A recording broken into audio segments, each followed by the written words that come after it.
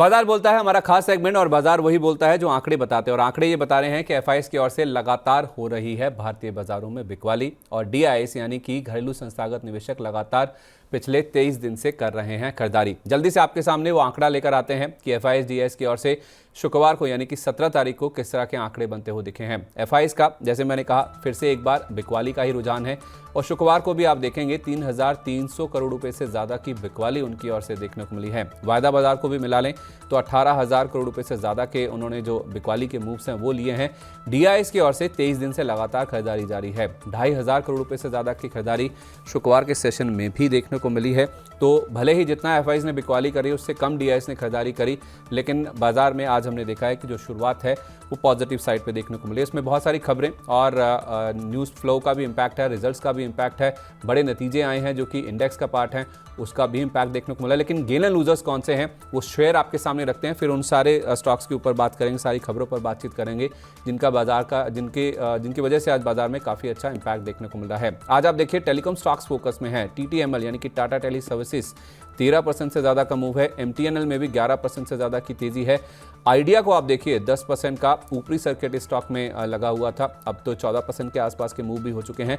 Kotak Mahindra bank, ये नतीजों का इम्पैक्ट है, 9% से ज़्यादा की तेज़ी स्टॉक में देखने को मिल चुकी है। और कल्याण ज्वेलर्स कई दिनों की गिरावट के बाद पिछले एक महीने में 30% गिरा है, आज इसमें एक बाउंस बैक आया है 500 रुपये के आसपास के लेवल से 8.5% के आसपास की मजबूती कल्याण ज्वेलर्स के स्टॉक में आज देखने को मिल रही है। लूजर्स की ओर बढ़े जहां पे ज़्यादा गिरावट देखने को मिल रही है, तो टॉप लूजर्स में आप देखिए बीएलएस इंटरनेशनल आज 8.5% की कमजोरी है। शुक्रवार को इनफैक्ट पिछले हफ्ते ही काफ़ी अच्छे मूव्स हमने देखे हैं। रैलिस इंडिया नतीजे खराब आए हैं जिस वजह से 7% की गिरावट देखने को मिली है। नेटवेब टेक्नोलॉजी 7% नीचे है, 6.25% की कमजोरी आपको वी मार्ट में भी नजर आएगी। और स्वैन एनर्जी यहाँ आप देखिए पिछले 4 दिन से मजबूती थी, आज यहाँ पे हो रही है गिरावट, 6.25% नीचे 650 रुपये के आसपास स्वैन एनर्जी के शेयर में हो रहा है नेगेटिव कारोबार। इस बीच ग्लोबल मार्केट्स में किस तरह का एक्शन देखने को मिला वो भी आपके सामने एक बार आइडिया रख देते हैं। डाउ जोन्स जैसे मैंने कहा 0.1% ऊपर बंद हुआ था। इनफैक्ट नैस्डैक में तो हमने देखा था 1.5% के आसपास का मूव बनता हुआ दिखा। आज एशिया में अच्छी शुरुआत हुई है। हैंगसेंग देखिए 2.5% ऊपर है, 500 अंकों के आसपास की मजबूती निके में है, 1.25% की गेन से, और शांघाई में भी 0.5% की तेजी है। पीपल्स बैंक ऑफ चाइना ने ब्याज दरों में कोई बदलाव नहीं किया है, चाहे 1 साल चाहे 5 साल दोनों की जो ब्याज दरें हैं उसमें स्थिरता रखी गई है, कोई बदलाव नहीं किया गया है। कॉस्पी में जरूर हम देख रहे हैं कि हल्की सी गिरावट के साथ कारोबार हो रहा है, लेकिन ओवरऑल जिस तरह से यूएस का हैंडओवर था फ्राइडे के सेशन का, आज हम देख रहे हैं कि एशियाई बाजारों में काफ़ी अच्छी शुरुआत हुई है। और यही कारण है कि आज हम देख रहे हैं कि इंडियन मार्केट्स में भी पॉजिटिव शुरुआत हुई और उसको हम कहीं ना कहीं अब मेंटेन करने की कोशिश कर रहे हैं। 60 अंकों की मजबूती फिलहाल निफ्टी में भी देखने को मिल रही है। अब बढ़ते हैं कुछ ग्लोबल खबरों की ओर जिनका इम्पैक्ट हम मार्केट्स में बनते हुए देख रहे हैं। ग्लोबल खबरों की जहाँ तक बात है तो आज मैंने जैसे कहा ट्रंप साहब की ताजपोशी है। 47वें राष्ट्रपति के रूप में वो अपना पदभार संभालेंगे, और 40 साल में पहली बार ऐसा हो रहा है कि ये जो समारोह है, जो पूरा इनॉग्रेशन है, ये इंडोर होने जा रहा है, यानी कि खुले आसमान में नहीं बल्कि एक बंद दरवाजे में किसी हॉल में इंडोर ये समारोह होता हुआ नजर आएगा। 10:30 बजे उनकी ताजपोशी होगी, लेकिन उसके साथ साथ आप देखेंगे आज यूएस के मार्केट्स बंद रहने वाले हैं। तो एक तरह से देखा जाए तो ये भारतीय बाजारों के लिए एक राहत की बात होती है जब शाम को आपको कोई बहुत बड़े नेगेटिव या फिर पॉजिटिव क्यूज नहीं देखने को मिलेंगे, खासतौर पे तब जब माना जा रहा है कि ताजपोशी के बाद कुछ 200 ऐसे ऑर्डर्स हैं जो कि शायद ट्रंप साहब की ओर से पारित किए जा सकते हैं, पास किए जा सकते हैं, जहां पे वो हस्ताक्षर कर सकते हैं, जिसमें टैरिफ लगाना, रूस यूक्रेन युद्ध, इसके ऊपर उन्होंने कहा था कि जैसे ही वो पावर में आएंगे 24 घंटे में युद्ध को बंद करवा देंगे, रुकवा देंगे। तो ऐसे कौन से बड़े फैसले हैं जो कि जब वो अपना पदभार संभालेंगे उसके बाद वो ले सकते हैं, उसके ऊपर यूएस का रिएक्शन नहीं आएगा, तो ये हमारे लिए कह सकते हैं एक पॉजिटिव खबर भी हो सकती है कि यूएस से कोई बहुत बड़ी नेगेटिव या पॉजिटिविटी नहीं बनती हुई दिखेगी। लेकिन ये इंपॉर्टेंट भी है, और ख़ास तौर पे चाइना के लिहाज से बहुत इंपॉर्टेंट है, क्योंकि चाइना, मैक्सिको और कनाडा यही 3 देश हैं जो कि उनके रडार पर हैं जहाँ पर बड़े टैरिफ्स लगाए जा सकते हैं। अंतुल सर, अगर ऐसा होता है तो मेटल एज अ पैक के ऊपर काफ़ी बड़ा इंपैक्ट इसका आता हुआ नजर आ सकता है, या आपको लगता है कि ऑलरेडी डिस्काउंटेड है? क्योंकि जैसे आपने कहा कि जब से उनकी जीतने की खबर आई है काफ़ी कुछ वो पहले से ही क्लियर कर चुके हैं कि किन स्टॉक्स के ऊपर या किन फैसलों के ऊपर उनकी नज़र रहने वाली है, कहाँ पे कड़ा रुख रहेगा और कहाँ पे वो नरमी बरस सकते हैं।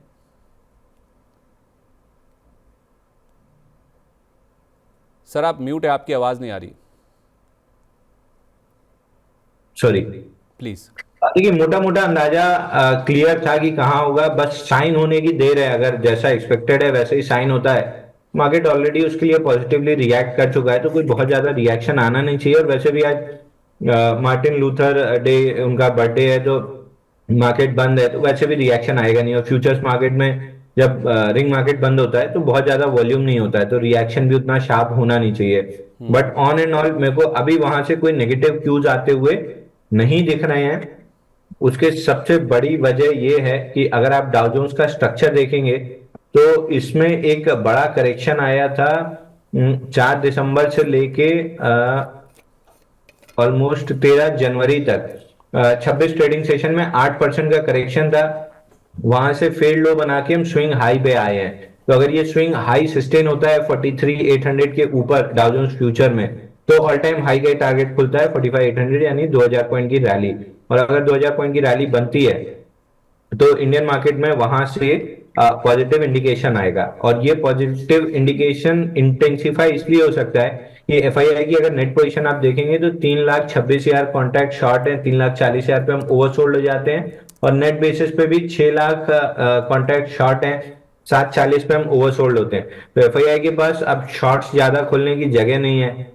अगर डाउ जोन्स में ब्रेकआउट बन जाता है और वहां से पॉजिटिव क्यूज आना स्टार्ट होते हैं तो फिर यहाँ भी शॉर्ट कवरिंग ट्रिगर होना स्टार्ट होगी। इसलिए मैं बार बार कह रहा था कि जब ब्रेकडाउन आया है मैं इस बस को मिस करना पसंद करूंगा बजाय शॉर्ट प्ले करने के। और आप देखिए ब्रेकडाउन के बाद आज 5वां सेशन है, ब्रेकडाउन लेवल के नीचे निफ्टी को कोई ट्रैक्शन नहीं मिला है। बैंक निफ्टी में जरूर ट्रैक्शन मिल गया था बट निफ्टी में बिल्कुल नहीं मिला है। और अगर शॉर्ट कवरिंग ट्रिगर होना स्टार्ट होती है तो बहुत तेज शॉर्ट कवरिंग होगी। तो शॉर्ट रहना इस समय खतरे से खाली नहीं है इंडियन मार्केट में। शॉर्ट रहना खतरे से खाली नहीं है। शॉर्ट कवरिंग अगर आई तो बहुत तेज़ मार्केट्स में देखने को मिल सकती है। अच्छा सर, आज से ही दावोस में यानी कि स्विट्ज़रलैंड में जो वर्ल्ड इकोनॉमिक फोरम है उसकी बैठक भी शुरू हो गई है, जो कि 24 जनवरी तक चलने वाली है। माना जा रहा है कि इस बैठक में ट्रंप साहब भी शामिल होंगे, हालांकि वीडियो लिंक के जरिए ही वो हिस्सा लेंगे। और वही इस बार की बैठक में दारोमदार में रहने भी वाले हैं, उनके क्या फैसले हो सकते हैं, उस वजह से ग्लोबल मार्केट्स में, वर्ल्ड इकोनॉमी में किस तरह की उथल पुथल होने वाली है, इसके ऊपर बहुत ज़्यादा चर्चा इस बार होने वाली है।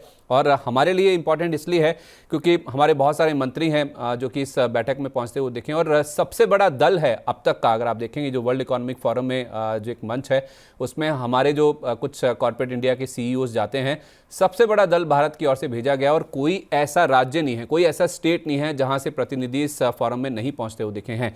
तो यहां से भी इस बार माना जा रहा है कि कुछ बड़े डेवलपमेंट्स निकल के सामने आएंगे। तो इस फोरम की जहां तक बात है सर, इसको लेकर आपके क्या एक्सपेक्टेशंस हैं? क्योंकि जो आईटी कंपनीज हैं, जो रेलवे एज हमारा पैक है, वहां पे निवेश काफ़ी भारी मात्रा में आ सकता है। तो इस बैठक के चलते आप किन स्टॉक्स पर फोकस करके चल रहे हैं? देखिए सर, सुबह न्यूज़पेपर में या कहीं वो मोबाइल में जो आर्टिकल आता है उसमें पढ़ रहा था कि विवेक ओबराय भी दावोस जा रहे हैं। मतलब अगर वो आदमी इकोनॉमिक्स पे बोलेगा तो फिर इस पूरे फोरम पे मेरे को शक होने लगेगा। जोक्स अपार्ट, चीजें आप देखिए इंडिया का जिस हिसाब से पार्टिसिपेशन इन चीजों में बढ़ रहा है। पहले हम कहीं कोने में बैठे रहते थे, 1 2 लोग 4 लोग जाते थे, उसमें भी अजीम प्रेम जी जैसे लोग या कोई बड़े मिनिस्टर वैसे लोग बोलते थे। लेकिन अब पार्टिसिपेशन हमारा बढ़ रहा है और लोग सुन रहे हैं हमको। तो ये चीज क्लियर इंडिकेट करती है कि वेटेज जिसको हम कहते हैं, इंडेक्स में किसी का वेटेज बढ़ता है तो उसमें विदेशी पैसा आना स्टार्ट होता है। जैसे एचडीएफसी का बढ़ा उसमें एमएससीआई में। तो इस तरीके से हमारा वेटेज बढ़ रहा है ग्लोबल पॉलिटिक्स में। तो इंडिया में जो पैसा है वो फ्लो होना स्टार्ट होगा। अब रेलवे में ahead of the fundamental stock run कर चुके हैं, तो स्टॉक्स में बहुत ज्यादा आपको हलचल देखने नहीं मिलेगी, बट सेक्टर में बहुत अच्छी हलचल देखने के लिए मिलेगी। मैं एक्सपेक्ट कर रहा हूँ कि पैसा अच्छा खासा रेलवे में फ्लो होगा। अभी कल के न्यूज़पेपर में पढ़ रहा था कि मेरठ से जो अयोध्या जाती है, मेरठ से जो लखनऊ जाती है वंदे भारत, अब उसका टेक्निकल सर्वे चल रहा है कि वो वाया वाराणसी होते हुए जाएगी। तो इस तरीके से जो रेलवे का स्ट्रक्चर अगर आप पूरा देखेंगे ना, बहुत तेजी से उसको बिल्ड करने की कोशिश कर रहे हैं पैन इंडिया। और किलोमीटर वाइज देखेंगे तो चाइना से बहुत आगे निकलने का प्लान है इनका। एटलीस्ट 20-30% अहेड ऑफ चाइना निकलने का प्लान है। तो इन चीजों को लेके रेलवे सेक्टर में तो तेजी बनी रहेगी, बट स्टॉक्स में ahead of the fundamentals run हो चुके हैं, बाइंग क्लाइमेक्सेस हैं, तो बहुत जल्दी आपको कोई रिएक्शन नहीं मिलेगा। बजट तक के लिए एक पॉजिटिव रिएक्शन मिल सकता है, बट उसको फिर एक्स्ट्रापोलेट मत कीजिए, वहां पे निकल जाइए। क्यों मैं इसलिए पूछ रहा हूँ सर, क्योंकि इस बार जो दल गया है भारत की ओर से, उसमें जो हमारे आईटी मिनिस्टर हैं, रेलवे मिनिस्टर हैं अश्विनी वैष्णव जी, वो भी पहुंचते हुए देखे हैं। तो आईटी और रेलवे को लेकर जो मूव है इस फोरम में, जो कुछ डेवलपमेंट्स निकल के सामने आएंगे वो काफ़ी शार्प हो सकता है। और पिछले हफ्ते हमने देखा था कि जो डिफेंस रिलेटेड प्लेस हैं उसमें एक प्री बजट जो रैली की शुरुआत है वो होती हुई दिख भी रही थी। अब रेलवे को लेकर आपका व्यू क्या है, प्री बजट मूव अगर कोई प्ले करना चाहता है तो? देखिए, अगर रेलवे में आपको प्ले करना है तो बहुत ज्यादा मेरे को कोई काउंटर तो दिखे नहीं। एक आरवीएनएल है जहां 2 दिन में अच्छा बाउंस आया और वॉल्यूम के साथ आया है। जब तक ये 423 के ऊपर टिक रहा है, आप एक बार एक्सपेक्ट कर सकते हैं ये ऊपर में 460 462 का लेवल मिल सकता है। बट अगेन कल भी और आज भी 50 डे मूविंग एवरेज पे स्टॉक जाके अटका है, तो 50 डे मूविंग एवरेज 435 पे वो निकलना जरूरी है। फिर आईआरएफसी आप देखेंगे तो उसमें भी वही चीज है, 50 डे मूविंग एवरेज पे अटक रहा है। मेजॉरिटी ऑफ द काउंटर्स आप देखेंगे 50 डे मूविंग एवरेज पे अटक रहे हैं, तो मैं एक आध दो सेशन एटलीस्ट वेट करना पसंद करूंगा। वैसे भी मैं बाई कॉल्स नहीं दे रहा हूँ, केवल ये पुल बैक है। पुल बैक में जिसको पार्टिसिपेट करना है वो एक 8-10% के मूव के लिए प्ले कर सकता है, बट ये याद रखिए कि बजट के 1-2 दिन पहले इन स्टॉक से निकल जाइए, क्योंकि या तो तब से पिटाई होगी या बजट के बाद पिटाई होगी। बट पिटाई होना इनमें ऑलमोस्ट सर्टेन है, तो बजट के 1-2 दिन पहले अपनी प्रॉफिट बुक करके निकल जाइए अगर आप बाउंस बैक प्ले कर रहे हैं तो।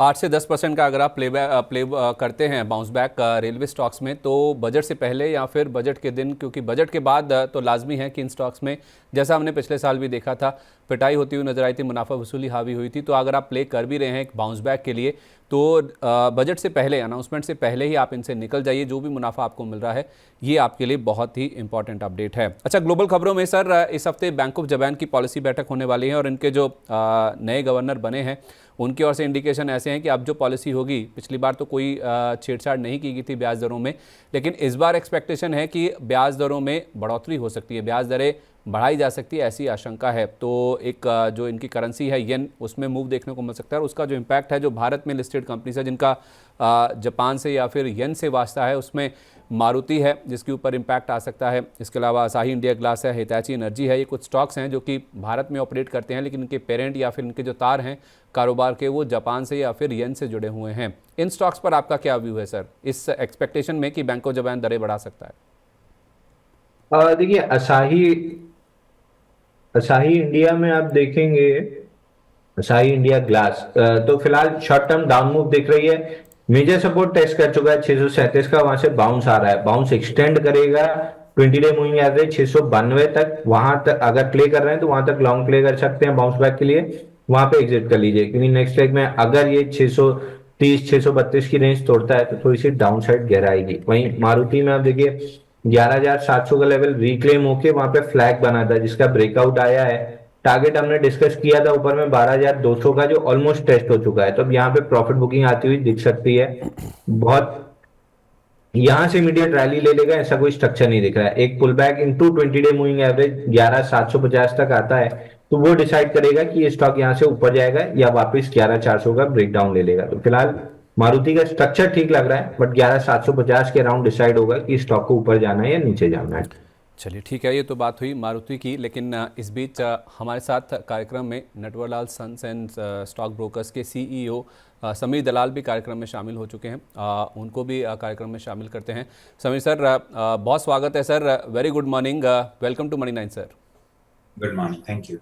हाँ सर, कुछ घरेलू खबरें आपके सामने रखता हूं जहां पे आज इम्पैक्ट पॉजिटिव साइड पे दिख रहा है। टेलीकॉम सेक्टर पर आपकी राय सबसे पहले लेना चाहता हूं सर। ऐसा न्यूज़ फ्लो है, हालांकि कंफर्म नहीं है, कि सरकार जो एजीआर का बकाया है टेलीकॉम कंपनियों के ऊपर और उससे जुड़ी हुई जो पेनल्टी है उसको वेव ऑफ कर सकती है। 50% ब्याज की रकम और पेनल्टी की जो पूरी रकम है उसको वेव ऑफ किया जा सकता है। इनफैक्ट पिछले महीने यानी कि दिसंबर में हमने देखा था जो स्पेक्ट्रम बकाया होता है इन कंपनियों का, उससे जुड़ी हुई जो बैंक गारंटी है, उससे जुड़ी हुई जो कुछ नियम है उनको ढीला किया गया था। जो बैंक गारंटी देने की बातचीत थी उसकी जो रियायत है वो सरकार की ओर से दी गई थी। तो इसका इम्पैक्ट आप देखिए आज पॉजिटिव साइड पे देखने को मिल रहा है। कोई भी टेलीकॉम स्टॉक आप ले लीजिए, वोडाफोन आइडिया इसको लीड करता हुआ नज़र आ रहा है। इसके अलावा आप देखिए तो टाटा टेली सर्विसेज, MTNL, इनमें भी काफ़ी शार्प मूव्स देखने को मिल रहे हैं। सर हालांकि इसकी पुष्टि नहीं हुई है, अगर ऐसा हो जाता है तो वोडाफोन आइडिया के लिए 52,000 करोड़ रुपये से ज़्यादा, एयरटेल के लिए 38,000 करोड़ रुपये और टाटा टेली सर्विसेज के लिए भी करीब 14,000 करोड़ रुपये के आसपास की राहत हो जाएगी, जो AGR बकाया इनको सरकार को देना है उस लिहाज से।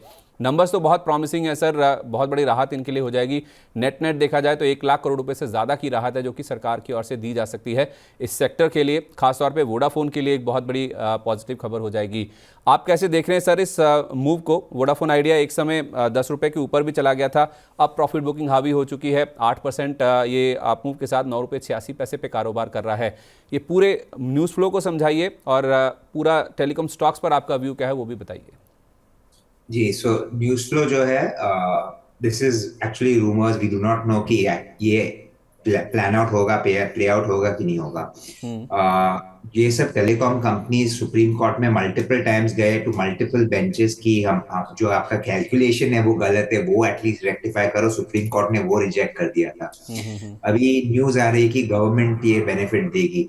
अगर गवर्नमेंट ये बेनिफिट 3 कंपनी को देगी तो it will raise a lot of questions. तो मेरे हिसाब से I don't see this happening. Government ने इनफैक्ट उनको काफी राहत दी थी कि they could convert some of these debt government payments into equity जो वोडाफोन के लिए हो रही है। So I mean I don't see why the government would be willing to do something like that। अगर करती है तो जी हाँ बिल्कुल अच्छा है, वोडाफोन के लिए सबसे अच्छा है, क्योंकि वो एक कंपनी है जो लिम्प कर रही है टू सर्वाइव। जो अगर उनको वो ये राहत मिल गई तो I think it will help the balance sheet quite significantly.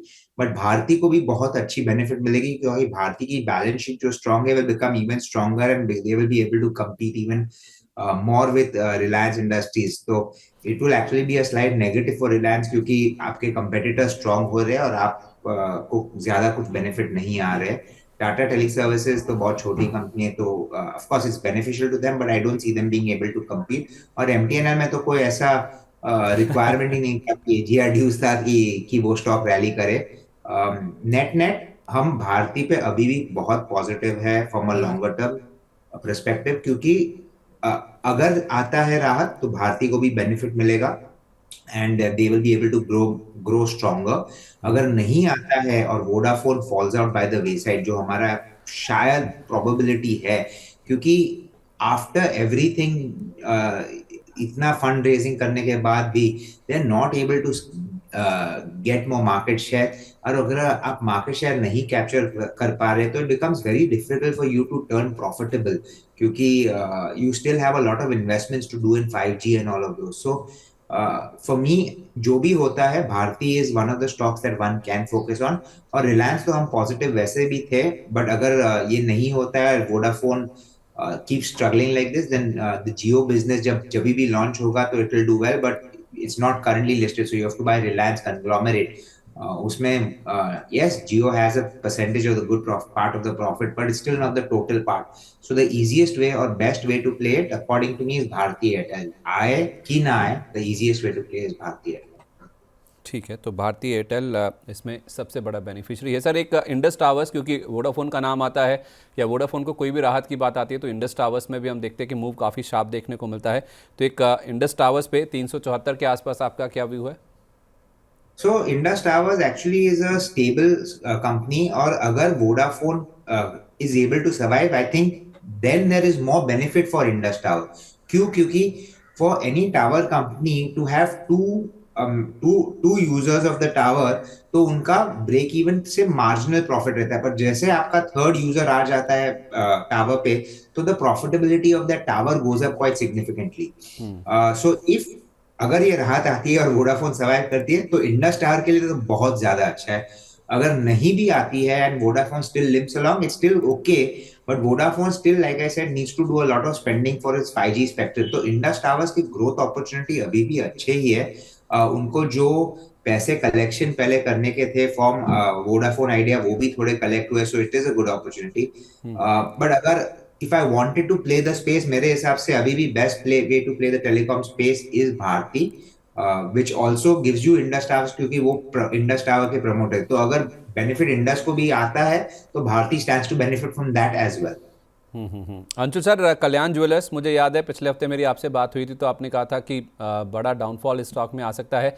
Motilal Oswal की काफ़ी सारी स्कीम्स का इस कंपनी में एक्सपोजर है और उन्होंने ये जो अटकलें हैं इस पूरी कंपनी में जो निवेश है उनका अलग अलग स्कीम्स के जरिए, उसको लेकर एक सफाई जारी करी जिसमें उनका कहना है कि कोई भी रिश्वतखोरी नहीं हुई, यानी कि इनका कोई भी ऐसा फंड का कोई भी ऐसा अधिकारी नहीं है जिसने रिश्वत लेकर या फिर घुसखोरी की वजह से इस कंपनी में पैसा लगाया है।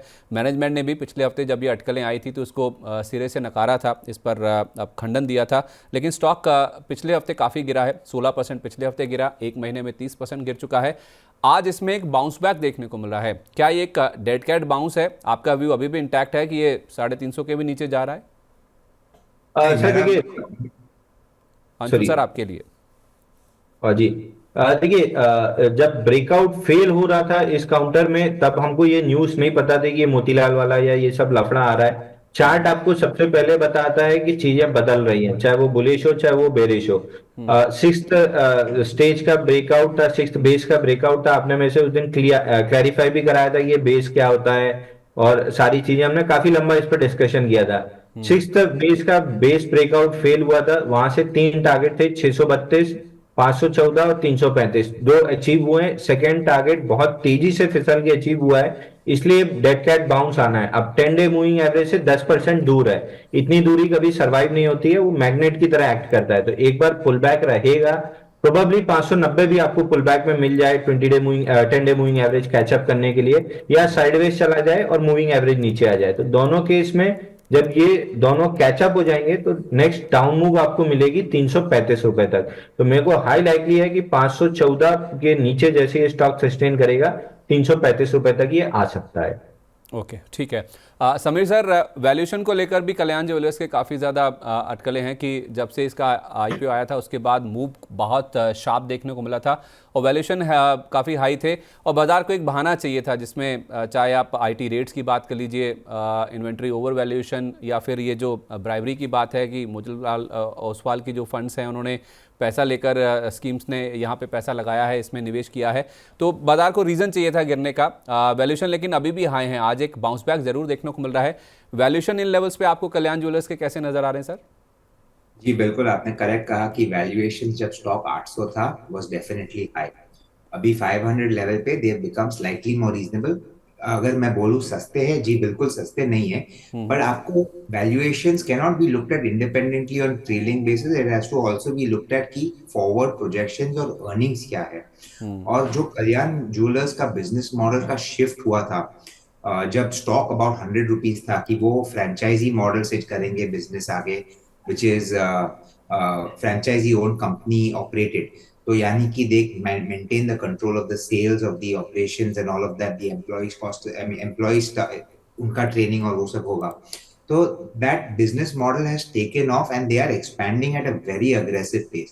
अगर आप देखें तो अभी भी ऑर्गेनाइज्ड रिटेल अगर ज्वेलरी में देखें, still not as large, it is I think close to 12 और 13%, जो स्केल अप करके 30% तक ओवर द नेक्स्ट 5 years जा सकता है। कल्याण ज्वेलर्स का रीच अभी पैन इंडिया अच्छे से बढ़ रहा है, सो वी बिलीव कि they will be able to capture market share from the unorganized players. शायद ऑर्गेनाइज्ड प्लेयर्स में टाइटन से नहीं कर पाएंगे इतना, बट फ्रॉम द अनऑर्गेनाइज्ड अगर वो कैप्चर भी करते हैं तो they get huge operational benefits and leverage and all of these things.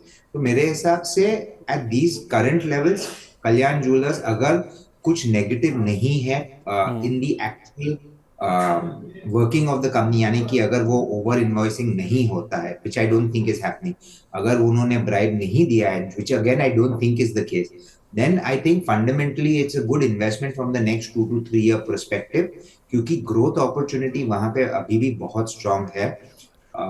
Management ने काफी अच्छे डिसीजंस लिए थे, where they you know उनके जो प्राइवेट जेट्स होते थे they sold them off, they are reducing their debt, they are moving to gold loans, जो लैंड इन्वेंटरी था वो लोग मोनेटाइज कर रहे हैं। So all of those things they are doing in the right way, so I don't see why they would want to hurt their business by doing something horribly wrong, but अगर वो आता है तो yes, then the stock can get butchered. But अगर वो नहीं true है, and we have to believe auditors in this case, fundamental analyst have to believe what auditors give. So अगर वो ट्रू रहता है कि there is no problem on the fundamental side, जो ये जो एलिगेशंस है, then I think it is actually a good buying opportunity in Kalyan jewellers. इसके नंबर्स में भी देखें, जो बिजनेस अपडेट्स आए थे कुछ भी ऐसा ख़राब नहीं था, नंबर्स बहुत अच्छे थे, चाहे वो स्टोर एडिशंस की बात करें या फिर फ्यूचर प्रॉस्पेक्ट्स की बात करें, जो नए स्टोर एडिशंस की बात है, सेम स्टोर सेल्स ग्रोथ भी काफ़ी अच्छी आई थी। तो नंबर्स ओवरऑल देखा जाए तो बहुत अच्छे थे, लेकिन वैल्यूशन की दिक्कत थी, और अभी भी रीजनेबल हैं, बहुत सस्ते नहीं हैं। 800 वाला शेयर 500 पर आने के बाद भी वैल्यूशन कोई बहुत ज़्यादा सस्ते कल्याण ज्वेलर्स के नहीं नज़र आ रहे हैं। अंशुल सर, एक बार शुगर सेक्टर पर आपका व्यू दीजिए। आज सुबह खबर थी कि 10 लाख टन चीनी के एक्सपोर्ट को सरकार की ओर से हरी झंडी दिखा दी गई है। जिस तरह के इस बार उत्पादन का अनुमान है और जिस तरह के शुगर स्टॉक्स हैं, उसको देखते हुए ये फैसला लिया गया है, जिस वजह से 10 लाख टन चीनी एक्सपोर्ट को हरी झंडी दी गई है। आज हमने देखा था श्री रेणुका में त्रिवेणी इंजीनियरिंग में कुछ अपमूव आया था, लेकिन हाई लेवल पे सस्टेन नहीं कर पा रहे हैं। शुगर सेक्टर पर आपका व्यू सर? देखिए सर, सभी में डाउन ट्रेंडिंग स्टॉक्स हैं। 10, 20, 50 डे मूविंग एवरेज एक दूसरे के नीचे हैं। हालांकि रेणुका शुगर वीकली चार्ट पे 36.36 का अपना सपोर्ट टेस्ट करके हैमर के साथ क्लोज किया था वीकली चार्ट पे लास्ट वीक। तो थोड़ा सा follow through move on the upside 46, 47 तक मिलनी चाहिए। बट क्या इस मूव में मैं बाई करना पसंद करूंगा? तो जवाब ना होगा, क्योंकि ओवरहेड रेजिस्टेंस बहुत है। मे बी ब्रेकआउट फेल भी हो सकता है, तो मैं अवॉइड करना ज्यादा पसंद करूंगा। जहां क्लीन स्ट्रक्चर है वहां पे ब्रेकआउट प्ले करूंगा, क्योंकि already mid cap small cap का माहौल खराब चल रहा है। उसमें भी अगर आप मतलब सेकंड ग्रेड थर्ड ग्रेड के ब्रेकआउट प्ले करने की कोशिश करेंगे तो लॉस होना लगभग गारंटी है। तो इसलिए हम अभी भी लार्ज कैप स्पेस पे ही टिके हुए हैं। मिड कैप स्मॉल कैप में जहां बहुत क्लीन स्ट्रक्चर है वहीं पे प्ले कर रहे हैं। न्यूज पेज पे ब्रेकआउट्स आ रहे हैं तो मैं अवॉइड करके चल रहा है। अभी चार्ट्स बहुत अच्छे नहीं है शुगर काउंटर्स के। समीर सर, एक बार इंडसइंड बैंक को लेकर आपका व्यू शेयर कीजिए, क्योंकि पिछले हफ्ते या उससे पिछले हफ्ते ही शेयर ने अपना 52 वीक लो टच किया था 926 रुपये के आसपास का। आज खबर आ गई है कि इनके सीएफओ ने रिज़ाइन कर दिया, हालांकि पर्सनल रीजंस की वजह से सीएफओ का एग्जिट हुआ है। इनके जो सीईओ हैं अरुण खुराना जी, डेप्टी सीईओ माफ़ कीजिए, वही उनको ही एडिशनल पदभार दिया गया है सीएफओ का। लेकिन स्टॉक ने आज नेगेटिवली रिएक्ट किया, पर लोअर लेवल से हमने देखा कि अच्छी रिकवरी स्टॉक में बनती हुई दिखी। आज भी 948 रुपये तक फिसल गया था, 971 रुपये पर आ गया। तो ज़्यादातर नेगेटिव्स डिस्काउंटेड है भाव में। अगर किसी को बैंकिंग स्पेस में रहना है कि तो क्या आप इंडसइंड बैंक में इन लेवल्स पर एंटर करने की राय देंगे? जी बिल्कुल, I would give recommendations to buy at these levels. ठीक है, सो कोई भी कभी भी कोई सीएफओ अगर क्विट करता है, डजंट मीन कि कंपनी में कुछ गलत ही हो रहा है, right? It could also mean that like you said कि पर्सनल रीजन से कर रहा है। इंडसइंड बैंक एक काफी बड़ा कॉर्पोरेट है, और अगर वहां पे कुछ गलत हो रहा होता तो I think it would have news would have come out. अभी क्यों ये स्टॉक इतना गिरा है? क्योंकि हम लोग सबको मालूम है कि माइक्रो फाइनेंस इंडस्ट्रीज में पेन पॉइंट है। और इंडसइंड बैंक ने जब भारत फाइनेंशियल लिया था, भारत फाइनेंशियल इंक्लूजन, तब उनकी percentage of book of micro finance काफी लार्ज बन चुकी थी। But if you see over the years, of course वो बिजनेस ग्रो कर रहा है, but they manage to diversify their book quite well. तो यस, थोड़ा पेन पॉइंट आएगा अर्निंग्स में फॉर वन मोर क्वार्टर, क्योंकि आपके highest interest bearing earning loans आप थोड़े स्लो डाउन कर रहे हैं, जहां पे थोड़ा पेन भी आ रहा है, एनपीएस भी आ रहे हैं। So that may take one more quarter या two more quarters to stabilize. But जैसे वो स्टेबलाइज होके they again you see the micro finance industry starting to grow, उनका रीच जो है, उनका कलेक्शन एफिशिएंसी, उनके स्ट्रेंथ जो है वापस बेनिफिट में आ जाएंगे। एंड मेरे हिसाब से you will see the profitability again starting to go up quite significantly. और वैसे भी उनके पास काफी बड़ी बुक है। They also have a huge commercial vehicle financing book and auto financing book. उनका हाउसिंग फाइनेंस में भी उनका लोन बुक ग्रो हो रहा है। तो all these businesses will also continue to grow. We believe it is a great time to get in. Is it हमारा top pick नहीं है बैंकिंग स्पेस में, बट अगर आपको लेना है तो बिल्कुल with low risk good return capability ये स्टॉक ले सकते हैं। चलिए ठीक है, आपका टॉपिक नहीं है, लेकिन हाँ वैल्यूएशन वाइज जिस तरह का लेवल पे है स्टॉक अवेलेबल है, इंडसइंड बैंक में ज़रूर खरीदारी की जा सकती है। चलिए तो फिर कोटक बैंक की बात कर लेते हैं और बढ़ते हैं नतीजों में फोकस की तरफ, जहाँ पे नतीजे आए हैं जिन पे ज़्यादा एक्शन देखने को मिल रहा है। उसमें ओवर द वीकेंड हमने कोटक महिंद्रा बैंक पर देखा था कि रिजल्ट्स आए थे और रिजल्ट्स में कुछ खास नेगेटिव नहीं आया है, बात बड़ा पॉजिटिव नहीं है। तो कोई नेगेटिव नहीं आया, जिस वजह से बाजार ने एक राहत ली और स्टॉक में हमने देखा है कि आज उसके ऊपर एक रिएक्शन बनता हुआ दिख भी रहा है। कोटक महिंद्रा बैंक अभी भी 9% ऊपर है, 1920 रुपये के आसपास का जो लेवल है वो फिलहाल कोटक महिंद्रा बैंक में देखने को मिल रहा है। अगर मैं नंबर्स आपके सामने रखूँ, जो नंबर्स बैंक ने पोस्ट किए हैं, तो उसमें अगर आप देखेंगे कि इनका जो NII है और जो मुनाफा है, दोनों में ही 10% की जो बढ़त है वो बैंक ने रिपोर्ट करी है। और सबसे अच्छी बात अगर आप नंबर्स में देखेंगे, जो बड़ी राहत आई है वो है NIM से, यानी कि नेट इंटरेस्ट मार्जिन के फ्रंट पर 4.91% पर पिछली तिमाही में था। नोमुरा का अनुमान था कि वो घटकर 4.85% पर रह सकता है, यानी कि डिप आ सकता है, लेकिन उसके विपरीत आप देखेंगे 2 बेसिस पॉइंट ही सही लेकिन बढ़कर आया 4.93% पर। इनके जो निम्स है वो बढ़कर आए। Gross NPA net NPA stable है। प्रोविजनिंग ज़रूर थोड़ी सी बढ़ती हुई दिखी है, तो उसका इंपैक्ट हमने देखा, लेकिन कोई बहुत बड़ा नेगेटिव जैसे मैंने कहा नंबर्स में नहीं है, तो वो एक ज़रूर पॉजिटिव के तौर पे बाजार ने लिया। स्टॉक आप देखिए 9% ऊपर है। सर, इंडसइंड बैंक आप कह रहे थे कि आपका टॉपिक नहीं है समीर सर, लेकिन कोटक महिंद्रा बैंक आज के अपमूव के बाद भी क्या नंबर्स जिस तरह के आए हैं, आप खरीदारी करने की राय देंगे? जी बिल्कुल। कोटक महिंद्रा बैंक अगर आप देखें तो 4 इयर्स से मेजर अंडर परफॉर्मेंस हुआ है। उनके वैल्यूएशंस काफी करेक्ट हो चुके हैं from its own historical highs. I am not saying कि कोटक महिंद्रा बैंक की वैल्यूएशंस अभी भी लोएस्ट इन द इंडस्ट्री है या एकदम कंपेलिंग है, बट ये एक बैंक है जो ग्रोथ पे फोकस रखती है, which they are doing quite well. They manage to control the NPS. अगर आप देखें हिस्ट्री में तो उनके NPS have always been well under control. ठीक है, थोड़े से ये टाइम थोड़े से बड़े हुए again from the retail side for the simple reason कि हम लोग ने कहा कि there is some amount of pain happening in the retail space. मेरे हिसाब से ये सब टेम्परेरी है, और जैसे ये सब रिकवरी आ जाएगा, मेरे हिसाब से Kotak Mahindra bank will continue its up move. It's trading at almost 2 basis points lower than its historical trading valuation multiple. तो मेरे हिसाब से एक बार वापस इसमें पॉजिटिव री-रेटिंग आ सकता है, and the stock can probably move to 2200 to 2300 in a 1 year period. तो ये बैंक भी आप ले सकते हैं, यहाँ पे भी अपसाइड है। Again similar business, low risk high decent return kind of investment. Anjul sir, Wipro के नंबर्स भी आए। विप्रो में भी हमने देखा आज 6.75% का अप हुआ। इनका एडीआर भी 4% ऊपर बंद हुआ था। नंबर्स इनके काफ़ी अच्छे आए हैं। रुपी रेवेन्यू 0.4% बढ़ा, मुनाफे में 4.5% की ग्रोथ है, एबिट में भी 4.5% की बढ़त। मार्जिन्स जो कि एक्सपेक्टेड था गिरकर आएंगे 16.8% से 16.5%, वो बढ़कर आए 17.5% के नंबर इन्होंने रिपोर्ट किए हैं, और मुनाफा भी 4.5% बढ़ा, जैसा आप स्क्रीन पर देख भी पा रहे हैं। डॉलर रेवेन्यू ग्रोथ अगर आप देखेंगे, माफ़ कीजिए, कॉन्स्टेंट करेंसी रेवेन्यू ग्रोथ अगर आप देखेंगे 0.1% है तिमाही दर तिमाही। जो पोल था या फिर जो इनका गाइडेंस है -1 to 1% का था, तो उस लिहाज से numbers constant currency growth wise भी, मुनाफे के फ्रंट पर भी जो एक्सपेक्टेशन थी उससे अच्छे आते हुए दिखे। और इनफैक्ट रुपी रेवेन्यू के फ्रंट पर भी 0.4% ग्रोथ भले ही आपको नजर आएगी, लेकिन नंबर रहने का अनुमान था 22,176 करोड़, यानी कि 22,200 करोड़ के नीचे, और इनके नंबर्स ऑलमोस्ट 22,300 करोड़ रुपए के आसपास के आते हुए देखे हैं। नंबर अच्छे हैं सर, स्टॉक में रिएक्शन भी पॉजिटिव है। ब्रोकर्स ने भी ज़्यादातर ब्रोकर्स से कुछ अपग्रेड भी आए हैं। व्यू मतलब पॉजिटिव ही बनता हुआ दिखा है। आपका क्या व्यू है सर विप्रो को लेकर, टेक महिंद्रा को लेकर, और अब तक जितने नंबर्स आए हैं उसके बाद overall IT as a pack को लेकर? सर, आईटी से पहले 1 मिनट का समय लूंगा आपका कोटक बैंक के लिए। कोटक बैंक के लिए मैं कहूंगा मनी 9 के दर्शकों को, एक बार आप सारे शोज रिकॉर्डेड यूट्यूब चैनल पे मनी 9 में अवेलेबल है, आप जाके देखिए 6 मई 2024 वाला शो, फिर देखिए 8 मई 2024 वाला शो, और फिर देखिए 10 मई 2024 वाला शो। ये तीनों शो में हमने बहुत क्लियरली डिस्कस किया था कि कोटक बैंक में बॉक्स बना हुआ है, बॉक्स का गैप के साथ ब्रेकडाउन दिया है, और 2 दिन रुक के गैप के साथ ही इसको रिवर्स भी कर दिया है। तब 1621 रुपए था। तब से हम कहते आ रहे हैं कि ये पहले बॉक्स का हाई 1990 टेस्ट करेगा, चॉपीनेस के साथ टेस्ट करेगा, लेकिन इन्वेस्टर के लिए एक अच्छी अपॉर्चुनिटी है लॉन्ग टर्म इन्वेस्टमेंट। आप देखिए वो 2000 के आसपास आने, 1900 आ गया है, धीरे धीरे 2000 भी आ जाएगा।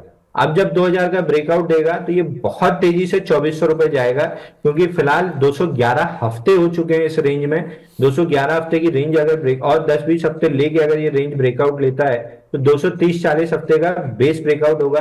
लार्ज कैप में आप सारे स्टॉक्स एक तरफ छोड़ दीजिएगा, इसको बाय कर लीजिएगा। अगर ब्रेकआउट इसका सस्टेन हुआ तो 15 से 20 हफ्ते एक मैक्सिमम साइड में 30 हफ्ता पकड़ लीजिए। 2000 से 2400 रुपए का जो मूव है वो बहुत फटाफट ये करेगा 15-20 हफ्ते में, बहुत खींचा तो 30 हफ्ते में। तो इस स्टॉक को अपनी वॉच लिस्ट पे जरूर रखिएगा। दूसरा आईटी पे आ जाए, विप्रो में लास्ट वीक में लोएस्ट पॉइंट पे क्लोज हुआ था, आज हाईएस्ट पॉइंट पे ओपन हुआ है, लेकिन हाई सस्टेन नहीं हो रहा है। विप्रो वैसे भी अंडर परफॉर्मर रहा है, तो अगर मुझे आईटी में खरीदना भी है, टीसीएस ने अच्छे रिजल्ट दिए हैं, इन्फोसिस ने रिजल्ट अच्छे दिए हैं, गाइडेंस थोड़ी सी 19 आई है, रिएक्शन नेगेटिव है, सपोर्ट जोन के आसपास 1720-30 मिलता है, तो मैं एनी डे इन्फोसिस या टीसीएस खरीदना पसंद करूंगा, क्योंकि आप आईटी इंडेक्स के अगेंस्ट सारे चार्ट लगाएंगे तो विप्रो हमेशा अंडर परफॉर्मर रहा है। तो मैं अंडर परफॉर्मर्स वैसे भी कभी बाय नहीं करता, तो विप्रो से मेरी एग्जिट की सलाह है, आपको आईटी में रहना ही है तो आप एचसीएल टेक सेलेक्ट कर लीजिए, एम्फेसिस सेलेक्ट कर लीजिए, या एकदम सेफर साइड आपको जाना है तो इन्फोसिस और टीसीएस सेलेक्ट कर लीजिए। मेरी टॉप पिक अभी भी एम्फेसिस और इन्फोसिस ही है।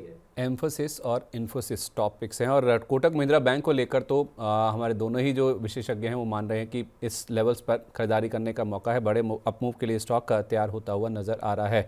समीर सर, आप हमसे विदा लें उससे पहले एक दो स्टॉक हैं जो कि आपके साथ डिस्कस करना चाहूँगा। जब बैंकों की बात चली है तो सर एक बार आरबीएल बैंक के नंबर स्क्रीन पर चलते रहेंगे, आपके पास समय कम है, मैं नंबर्स में समय नहीं गंवाऊंगा, आपका केवल व्यू लेना चाहता हूँ। जिस तरह से मुनाफा डिप हुआ है इनके, जिस तरह से प्रोविजनिंग बढ़ रही है, क्या इंडिकेट कर रहा है सर? 14 क्वार्टर में पहली बार इन्होंने पीबीटी लेवल पर लॉस पोस्ट किया है। आरबीएल बैंक को लेकर आपका व्यू क्या है? तो एक्चुअली ये रिजल्ट्स हमारे लिए काफी डिसअपॉइंटिंग थे। अगर आप देखें तो वी वर एक्सपेक्टिंग कि थोड़ा पेन पॉइंट आएगा माइक्रो फाइनेंस स्पेस में से और क्रेडिट कार्ड स्पेस में से, but this space has delivered much higher pain, और which is something caught us by surprise. दूसरा अगर आप देखें तो उन्होंने एक पॉजिटिव जो किया है कि बहुत अग्रेसिव से प्रोविजनिंग किया है। They've taken huge provisioning which was probably not required in this quarter, और उनके पास दूसरा 200 प्लस करोड़ का एक्स्ट्रा प्रोविजनिंग है, जो which they claim that or they say that they will try to use in the next quarter अगर कुछ pain point आते हैं, so that doesn't hurt their earnings too much. But it came as a bit of a negative surprise.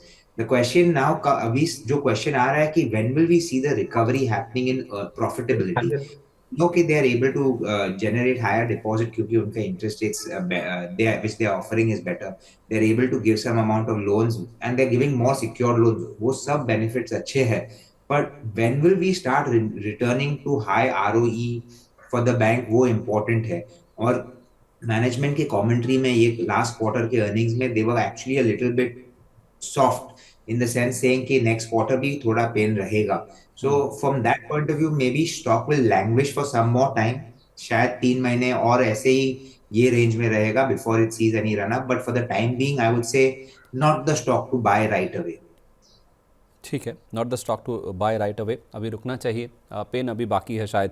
लेकिन sir Paytm के numbers पे भी आपका view चाहता हूँ। नंबर्स अभी थोड़ी देर पहले ही आए हैं तीसरी तिमाही के, और तीसरी तिमाही के नंबर्स जो मैं देख रहा हूँ सर, उसमें इनका जो नेट लॉस है हल्का सा कम हुआ है, 10 करोड़ का नंबर कम होकर आया, 219 करोड़ था, 219.8 करोड़ पिछले साल की बात करें वो घटकर आ गया 208 करोड़ रुपए का। हालांकि पिछली तिमाही की बात करें यानी कि Q2 में अगर आप देखें जो इनका टिकटिंग बिजनेस बेचा था उस वजह से इनको 928 करोड़ रुपए का मुनाफा हुआ था, तो वो तो लाइक टू लाइक कंपैरिजन नहीं है। लेकिन साल दर साल आप देखेंगे तो इनका घाटा जरूर थोड़ा सा कम होता हुआ दिखा है। रेवेन्यू की जहाँ तक बात है सर, तो साल दर साल करीब 36% का ड्रॉप देखने को मिला है, 1828 करोड़ रुपए का नंबर है 2850 करोड़ रुपए के मुकाबले, तो ईयर ऑन ईयर 36% का ड्रॉप है। लेकिन क्वार्टर ऑन क्वार्टर बेसिस पे आप देखेंगे तो रेवेन्यू करीब 10% के आसपास बढ़ते हुए दिखे हैं। सर नंबर्स को अगर आप थोड़ा हमारे दर्शकों को समझा सकें और स्टॉक पे क्या करना है 900 रुपए के आसपास, अपना व्यू भी दे दीजिए। तो मैंने नंबर्स एक्चुअली स्टडी नहीं किए हैं, तो I will not be able to comment on the numbers, but जो मैं आपको कह सकता हूँ कि जो आप ये ईयर ऑन ईयर डिप देख रहे हैं रेवेन्यू में, इज बिकॉज जो उन्होंने आपने करेक्ट बोला था कि वो बिजनेस बेच दिया, वो that part of the revenue goes away, so automatically the revenue वो कम होता है। So I would not worry too much on the fact कि लास्ट ईयर से दिस ईयर रेवेन्यू थोड़ा कम हुआ है। पेटीएम के मैनेजमेंट के कॉन कॉल्स में they've always been saying कि by the end of the current financial year they want to break even, और profitability will come after that. So we need to see कि वो trend रहे. Now unfortunately मैंने numbers current quarter के study नहीं किए, तो I can't comment on how they panned out. But at 900 rupees what मैं कह सकता हूँ कि जो भी positivity temporarily था वो stock price में capture हो चुका है। I'm just saying कि let us assume कि by 2025 end December they start breaking even at the EBITDA level or the profit level. sorry, no, EBITDA नहीं, profit level. And then in the next year also they improve कि उनके profit भी थोड़े improve होते हैं because of the kind of loans that they're giving, क्योंकि वो profitability is coming from all these buy today pay later kind of schemes and all of that. तो it takes time for that book to grow faster. फिर वहां पे NPS कैसे आते हैं वो भी देखना important हो जाता है. So all of those things will have to be studied, but at 900 rupees all of the positives जो है for the time being are captured.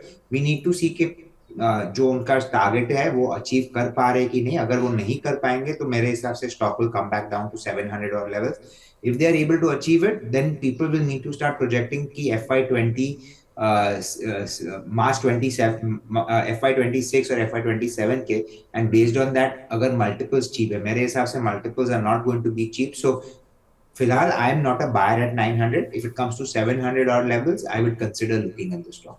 Sir मैं थोड़ा सा स्ट्रेच कर रहा हूँ, माफ़ी चाहता हूँ, आपका समय ज़्यादा ले रहा हूँ. मार्केट में डिबेट इस चीज़ को लेकर चल रही है कि इसका छोटा भाई भी लिस्ट हो गया, वन मोबीक्विक सिस्टम्स, और वो कंपनी प्रॉफिटेबल है sir. 1/10 of the size of Paytm है लेकिन प्रॉफिटेबल है, छोटा बिजनेस है.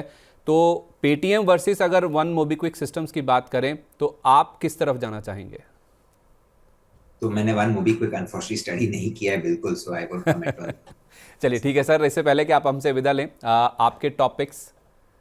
तो दो हमारे आज के लिए पिक्स जो है, of course they not for immediate, वो 1 ईयर व्यूज है. पहला है सम्मान कैपिटल. वो एक हाउसिंग फाइनेंस कंपनी है जो used to be Indiabulls housing finance. अभी the promoters have changed. Indiabulls group has gotten out and private equity और LIC promoters है. अगर आप देखें तो उनके करंट अपडेट में काफी न्यूज आया है कि उनकी रिकवरी अच्छी हुई है from certain projects which they had provided for, या फिर so अगर वो रिकवरीज चालू हो जाती है और उनकी पुरानी बुक जो है which they are running down starts recovering at a very aggressive pace, and NPS में से भी रिकवरी आती है which they are talking about, then that could lead to a big positive for the counter. उनका future growth opportunities, they're going to be focusing on housing finance through a system called co-lending, जहां वो 20 to 25% loan देती है और bank 80 to 75 to 80% loan देती है, for which they charge the bank a small fee जो उनके ROEs push up कर सकते हैं. तो मेरे हिसाब से their target by the next 3 years to reach 1 lakh crore AUM after running down the old book. तो वो काफी अच्छा पॉजिटिव है. The management is clearly showing that they are able to grow their loan book, क्योंकि last 2 quarters में देखे तो we are seeing decent growth in loans from the new business. तो अगर आप नेट ऑफ करें जो existing rundown था और नए में से, they are doing actually they are achieving their targets. तो we believe that they should be able to do well. तो हम 1 year उसका टारगेट 220 देते हैं. दूसरा स्टॉक हम आज थोड़ा लो रिस्क जैसे देखते हैं, हीरो मोटोकॉर्प. तो अगर आप देखें तो हीरो मोटो में काफी करेक्शन आया हुआ है, एंड बिकॉज रूरल साइड पे स्लो डाउन हुआ है जिसकी वजह से उनके आंकड़े थोड़े कम आए हुए हैं. When it comes to sales, this growth has not been as good. Valuations थोड़े बढ़ गए थे, but we believe कि रूरल साइड में अभी we are expecting कि ये खरीफ क्रॉप जो आएगा और ये जो मॉनसून अच्छा हुआ था, we will see a good amount of turnaround और रूरल में से भी डिमांड अच्छे से बढ़ने लगेगा. So we are recommending a buy on Hero MotoCorp with a target price of 4650. Again 1 year view. ठीक है, एक है सम्मान कैपिटल जिसे हम पहले इंडियाबुल हाउसिंग फाइनेंस के नाम से जानते थे, और दूसरा है हीरो मोटोकॉर्प जहां पर समीर सर कह रहे हैं कि 1 साल के नज़रिए से आप खरीदारी करके चल सकते हैं. बहुत धन्यवाद समीर सर. जाने से पहले कोई डिस्क्लोजर जो आप शेयर करना चाहेंगे सर? जी हाँ, जो भी स्टॉक्स हम रेकमेंड करते हैं हम हमारे पर्सनल पोर्टफोलियोज में रखते हैं और हमारे सभी क्लाइंट्स को रेकमेंड करते हैं, but we still always say कि आप अपने एडवाइजर से बात करके ही इन्वेस्ट करिए. बहुत धन्यवाद sir. Wish you a very good day sir. Thank you for joining us today. Thank you.